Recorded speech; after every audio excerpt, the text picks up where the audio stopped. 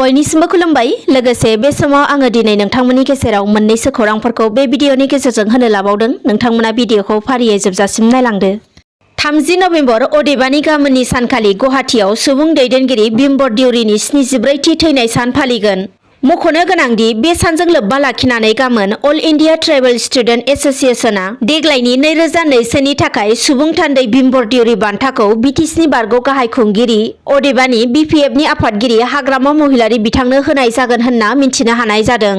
रायखांनो नांगोनदि बिपिएफनि आफादगिरि हाग्रामा महिलारी बिथाङा बर' हारिखौ गोग्गो गोरा महरै गायसंबोनायाव थार गोसोजों बावसोमनानै गोबां खस्थ' सैनानै माहारिखौ दैदेनबोनायनि थाखाय सा सानजानि सासे गोहोगोरा हारियारि दैदेनगिरि महरै बे बोसोरनि सुबुं दैदेनगिरि बिम्बर देउरि बान्थाखौ फैगौ 30 नभेम्बर अदेबानि गाबोननि सानखालि दिसपुराव थानाय पिडब्लिउ फोरोंथाय आरो जथुमा मिरुआव मोनसे गोनांथार हाबाफारिनि गेजेरजों अल इन्डिया ट्राइबेल स्टुडेन्ट एस'सिएशनआ गाबोन बिथां हाग्रामानो गथायनानै होनाय जागोन। मिथिनो मोननाय बायदिब्ला गाबोन बिम्बर देउरि गोसोखांथि सावरायनाय हाबाफारियाव दि निउज प्लासनि गाहाय सुजुगिरि Pranay Bordoloi, Assam tribal right protection कमिटिनि आफादगिरि जनकलाल बसुमतारी, डक्टर अनजालि दैमारी, डक्टर अनिल बराली बिथांमोना बिबुंथि लाखिगोन होनना मिन्थिनो हानायजों लोगोसे बे हाबाफारियाव माहारियारि सावथुन बान्था मोनगिरि एबा प्राग निउजनि बिथोनगिरि डक्टर सन्जीब नारायण, कार्बि हायुंआरि गावखुंथायनि गाहाय डक्टर तुलिराम रहां, फावखुंग्रि निशिथा गस्वामी, रेडिअ' आर्टिस्ट बाक्सानि अंकुसिता बर'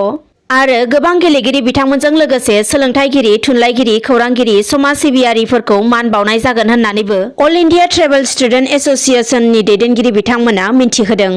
समाज सिबियारि सुदु ब्रह्मनि बाखनायथाव आखुथाय। बिथाङा गावनि फारसेनिफ्रायनो गोरिब सुबुंफोरनो गोजां बोथोरनि जोमग्रा गांफा गांफायै ब्लेंकेट राननानै होदों। रायखांनो नांगोनदि बिथाङा क'क्राझार जिल्लानि सालाकाथि हालामनि सिङाव थानाय सातबिन्दो हरिगाव गामिनि थागिबि। मोनथिनो मोननायाव बिथाङा गोरिब आरो दुखुथिया बैसो जानाय नखरफोरनो गोजां बोथोरनि गोजांनायनिफ्राय रैखा मोननो थाखाय गांफा गांफायै ब्लेंकेट राननानै होनाय जादों आरो बे रानना होनाय हाबाफारिखौ दिनै सातबिन्दो हरिगाव गामिनि गेलेग्रा फोथाराव मोनसे हाबाफारि खुंनायनि गेजेरजों दरनै गामिनि खमैबो सा 30निबो बांसिन दुखुथिया सुबुंफोरनो गावनि आरजिनाय रांखौ बाहायनानैनो ब्लेंकेटफोरखौ राननानै होनाय जादों होनना मिन्थिनो हानाय जादों।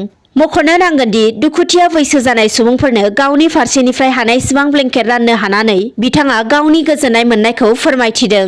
लोगोसेनो ब्लेंकेट आजावनाय बैसो जानाय सुबुंफोराबो गोजोननाय फोरमायनानै बिथांखौ हाजासे साबायखर बावदों।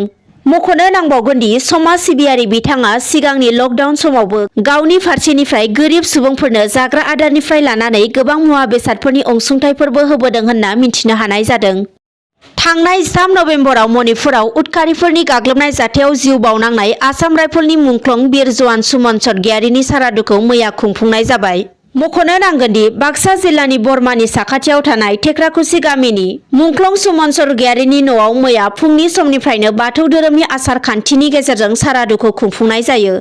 बिथांनि जोबथा बिदायनि सानाव आसामनि केबिनेट मन्त्रि उरखावगोरा ब्रह्म बिथांजों लोगोसे गोबां गाहाम हामलायगिरि आरो गुबुन गुबुन आफाद फसंथाननि दैदेनगिरि मावथिफोरा बाहागो लाफैयो। गुबुन फारसेथिं मुंख्लं सुमन सर्गियारिनि मुङाव आसामनि गिबि मन्त्रि डक्टर हिमन्त बिश्व शर्मा बिथाङा थांनाय बावैसो फोसावना होलांनाय लामा आरो फरायसालिनि खामानिया गोख्रोङै सोलिगासिनो दं होननानै मिन्थिनो हानाय जादों आरो मिन्थिनो मोननायाव मुंख्लं सुमननि सारादु खुंनाय गासै खरसाफोरखौ बिटिसि सरकारानो गासै बिबानखौ बानस'जोबदों होननानै मुंख्लं सुमननि अनसुलि बिसिया फोरमायथिनानै होयो आरो फैबाय थानाय समाव रायजो राजाफोरनि अननाय आरो बोर सारस्रिनायजों थालांनाय सासेल' फिसाज्लाखौ हादरनि गोख्रों नोगोरारि महरै दानो नाजागोन होननानैबो मुंख्लं सुमननि अनसुलि बिसिया फोरमायथिनानै होबावो। दिनै बेलासिनि मोननैसो खौरांफोरा बेखिनियानोमोन। गोजोन्थों।